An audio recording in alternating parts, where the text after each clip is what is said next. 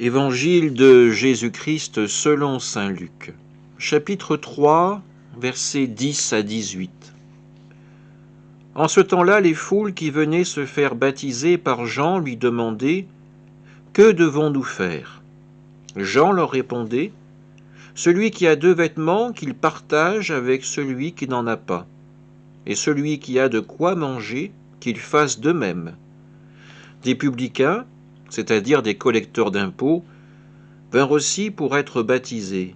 Ils lui dirent « Maître, que devons-nous faire ?» Il leur répondit « N'exigez rien de plus que ce qui vous est fixé. » Des soldats lui demandèrent à leur tour « Et nous, que devons-nous faire ?»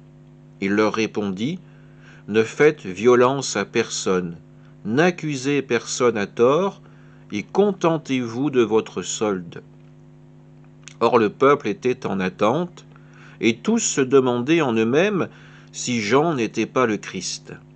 Jean s'adressa alors à tous. « Moi, je vous baptise avec de l'eau, mais il vient, celui qui est plus fort que moi. Je ne suis pas digne de dénouer la courroie de ses sandales. Lui vous baptisera dans l'Esprit Saint et le feu. Il tient à la main la pelle à vanner pour nettoyer son aire à battre le blé. Et il amassera le grain dans son grenier.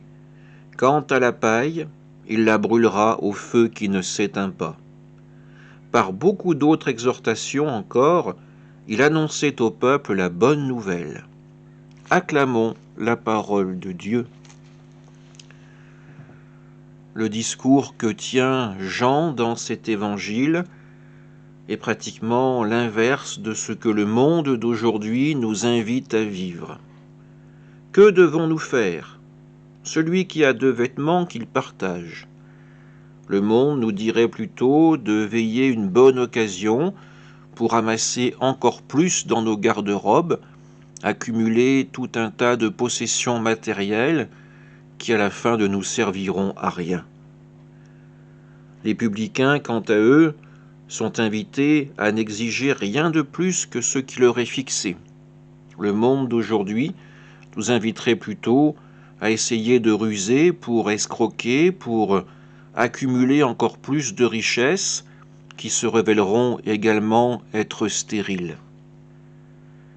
Les soldats, eux aussi, s'interrogent. Nous, que devons-nous faire ? Ne faites violence à personne, n'accusez personne à tort et contentez-vous de votre solde.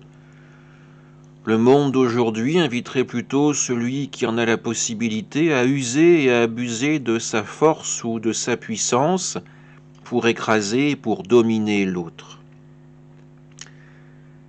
Un monde qui a besoin de retrouver une boussole, qui a besoin de retrouver du sens.